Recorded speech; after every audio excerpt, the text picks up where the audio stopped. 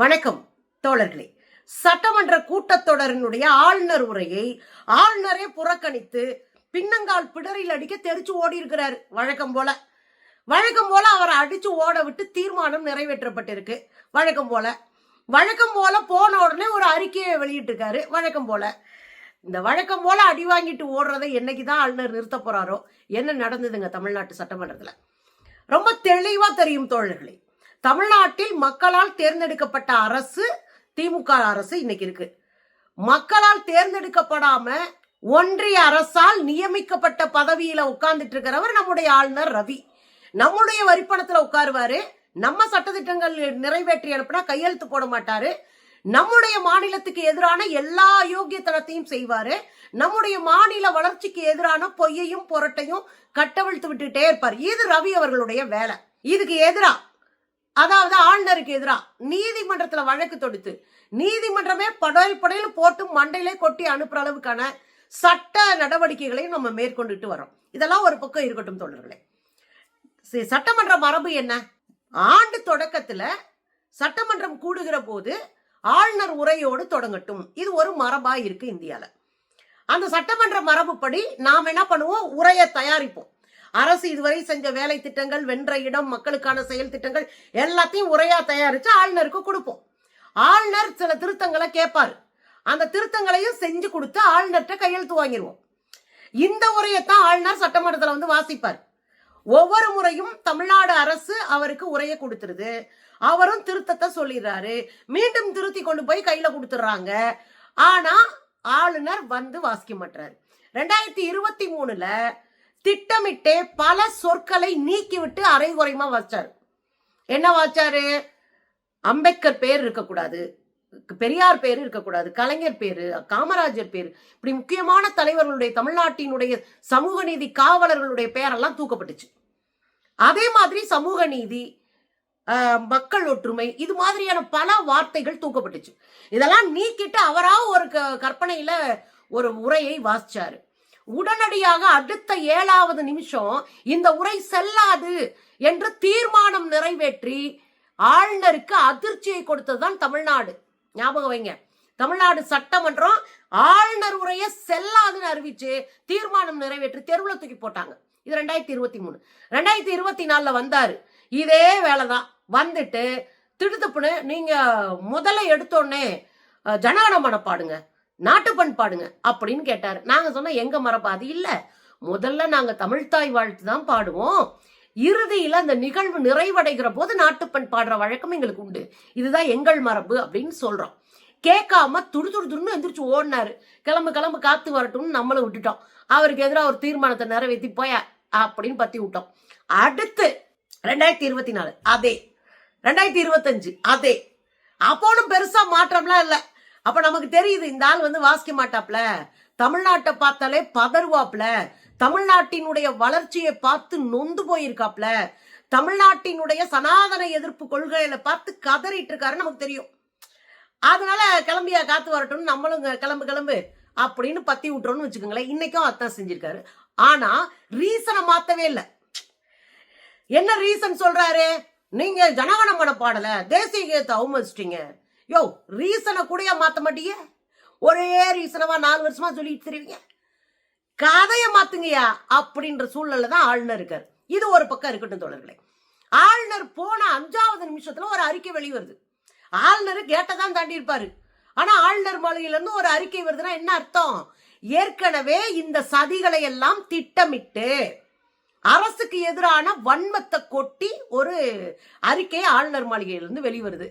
அதுல என்ன பேசுறாரு ஆளுநர் அப்படின்னா, தமிழ்நாட்டுல சட்ட ஒழுங்கு ரொம்ப கெட்டு போச்சுங்க. அது யார் சொல்றா? தெருவுல பிள்ளைங்களை, பெண்களை கட்டி போட்டு அடிச்சுக்கிட்டு இருக்கிற பாஜக கும்பல் சொல்லுது. இஸ்லாமியர்களை கறி வச்சிருக்கிறாங்க, மாட்டுக்கறி சாப்பிடுறாங்கன்ற பேர்ல கொலை செய்கிற பாஜக கும்பல் சொல்லுது. என்ன கொடுமை கோப்பால்! மனுஷங்க வாழவே முடியாத ஒரு சூழ்நிலையில வட இந்தியாவில உருவாக்கி வச்சிருக்கீங்க. நாங்க இங்க அமைதியான ஒரு வாழ்க்கையை வாழ்ந்துட்டு இருக்கிறோம். இங்க வந்து அவர் சொல்றாரு சட்ட ஒழுங்கு கெட்டு போச்சு. அது பொதுவா சொல்றதானே. ஒரு மாநிலத்தை காலி பண்ணணும்னா முதல்ல சொல்றது சட்ட ஒழுங்கு கெட்டு போச்சு. இதெல்லாம் தாண்டி இந்த முறை வேற ஒரு முக்கியமான பொய்ய சொல்லியிருக்காரு ஆளுநர். என் மைக்க ஆஃப் பண்ணிட்டாங்க. தமிழ்நாடு அரசு ரொம்ப கண்ணியமா நடந்துக்கிறதுனால தான் ஆளுநர் எல்லாம் பேசிட்டு இருக்காரு. ஆளுநர் அசிங்கப்படுத்துறவங்களும் பெரிய விஷயமே இல்ல. தெலுங்கானாவில் சந்திரசேகர் ராவ் ஆளுநரையே கூப்பிடாம ஒரு கூட்டத்தொடரை நடத்தி முடிச்சாரு. அப்படி செய்யறதுக்கு எங்களுக்கு ரொம்ப நேரம் ஆயிராது. ஆனாலும் குறைந்தபட்ச மனிதாபிமானத்தோடும் அரசியல் சாசன சட்டத்தை மதிக்கிற திறனோடும் நாம் இருப்பதனாலதான் ஆளுநர் எல்லாம் திரும்ப கூட்டு வந்து உள்ள நிக்க வைக்கிறோம். இல்லைன்னா ஆளுநரே இல்லாத தமிழ்நாடு சட்டமன்றங்கள் நடத்திட்டு போயிட்டே இருப்போம். என்ன பண்ணிடுவீங்க நீங்க? ஆளுநர் மைக் ஆஃப் பண்ணிட்டாங்களா? எவ்வளவு பொய், பச்சை பொய். அத்தனை பெரிய கூட்டம் இருக்கிற போது, அவ்வளவு உறுப்பினர்கள் இருக்கிற ஒரு அவையில இப்படி ஒரு பச்சை பைய கட்டவிழ்த்து விடுறாருன்னா யார் கொடுத்த தைரியத்துல இவ்வளவு கேவலமா நடக்கிறாருன்னு ஒரு கேள்வி இருக்கு. இதை தாண்டி இன்னொன்னு சொல்றாரு. 12 லட்சம் கோடி வருமானத்தை ஈர்த்து, அதாவது முதலீடுகளை ஈர்த்து தமிழ்நாட்டுல தொழில் வளர்ச்சி அடைஞ்சிருக்கு அப்படின்னு அந்த அறிக்கையில உரையில தமிழ்நாடு அரசு சொல்லுது. இந்த உரையில இது தப்பு, இது பொய், இது காகித உரை. தமிழ்நாட்டுல பெரிய அளவுல தொழிற்சாலைகள் வளரவே இல்லை. 47% தொழிற்சாலைகள் இப்ப தமிழ்நாட்டுல இந்த ஆட்சியில வளர்ந்திருக்கு. 11.14% பொருளாதார வளர்ச்சி அடைந்த ஒரே மாநிலம் இரட்டை இலக்கத்துல தமிழ்நாடு. இத நம்ம சொல்லல, பாஜக ஒன்றிய அரசினுடைய புள்ளி விவர கணக்கு அறிக்கை சொல்லுது, ஆய்வறிக்கை சொல்லுது தமிழ்நாடு பொருளாதாரத்துல வளர்ந்திருக்குன்னு. ஒண்ணு ஆளுநர் பேப்பர் படிச்சு தெரிஞ்சுக்கணும், இல்ல உங்க ஆளுக கொடுக்கிற அறிக்கையவாத அப்பப்ப வாசிச்சு தெரிஞ்சுக்கணும், இல்ல இந்த அறிக்கையை வெளியிடுறதுக்கு முன்னாடி இதுல என்ன உண்மைனாவது புரிஞ்சுக்கிட்டு வெளியிடணும். அப்ப கண்ணை மூடிக்கிட்டு பொய்ய சொன்னா எதை வேணாலும் சொல்லிட்டு போவோம் அப்படின்ற நெஞ்செழுத்தத்துல பேசுறதா இந்த பொய். அடுத்து சொல்றாரு, இந்தியாவிலே போக்சோ வழக்குகள் அதிகரிச்சிருக்கு, அது குறிப்பாக தமிழ்நாடு தான் அதிகமான போக்சோ வழக்குகள் இருக்கிற மாநிலம். அதாவது முழு பூசணிக்காய சோத்துல மறைக்கலாம், அண்டா சோத்துல மறைச்சிடலாம். ஆனா முழு டைனோசரை தூக்கி சட்டிச்சோர்ல மறைக்க பாக்குறது இருக்குல்ல, அந்த அயோக்கியத்தனம் தான் இன்றைக்கு ஆளுநர் பேசியது. முதல் 10 இடங்கள் இது யார் சொன்னா? NCRB, தேசிய குற்றப்பதிவு ஆவண மையம்.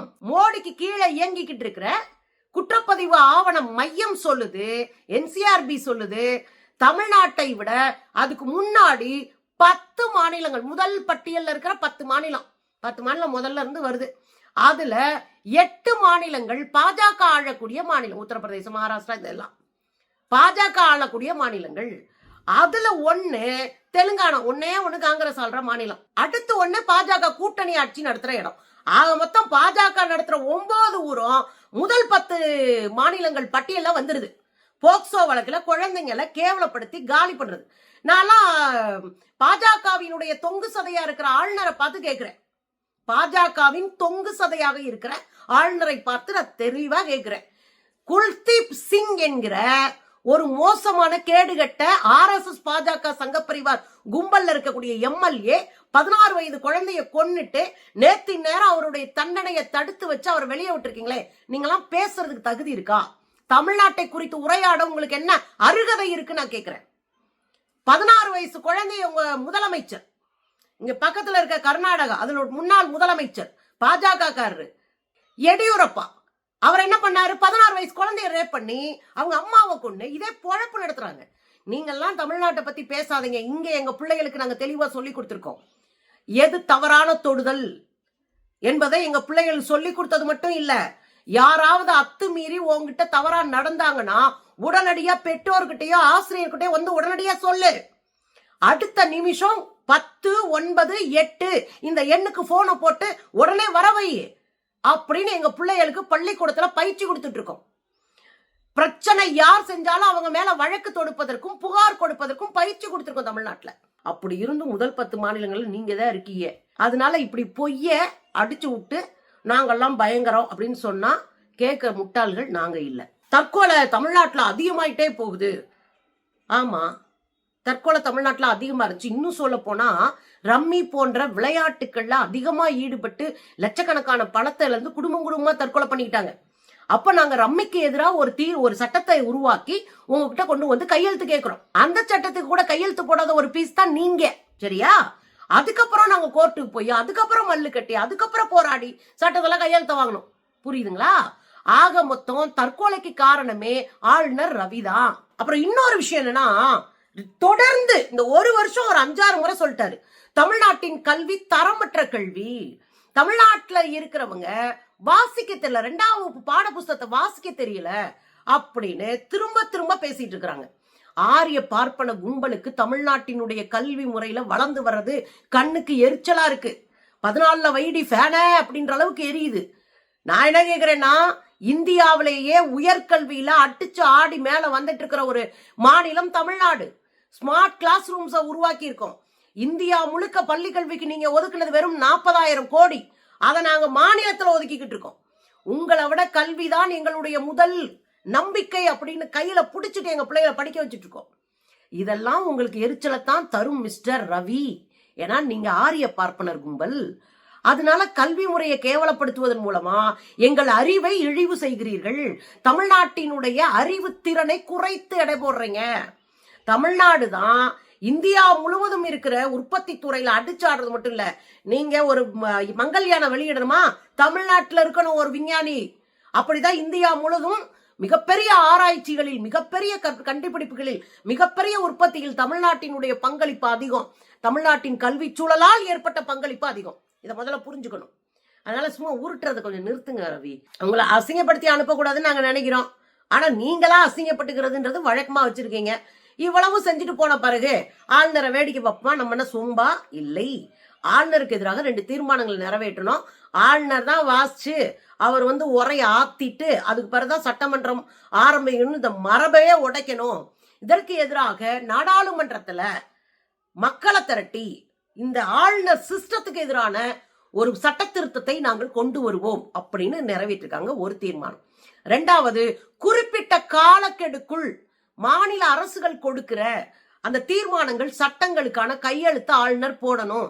அதற்கான ஒரு முக்கியமான முடிவை வலியுறுத்துவதற்கான ஒரு தீர்மானத்தையும் உருவாக்கியிருக்காங்க. இது 2மே ஒட்டுமொத்த எதிர்கட்சிகள் ஆளக்கூடிய மாநிலங்களுக்கெல்லாம் பொருந்தக்கூடிய தீர்மானங்கள். எனவே மொத்தமா நின்று அடிச்சு ஆடுவோம். ரவி அவர்களுக்கு நாங்கள் கொடுத்திருப்பது மரியாதை. அதை காப்பாத்திக்க வேண்டியது உங்க பொறுப்பு. சரியா?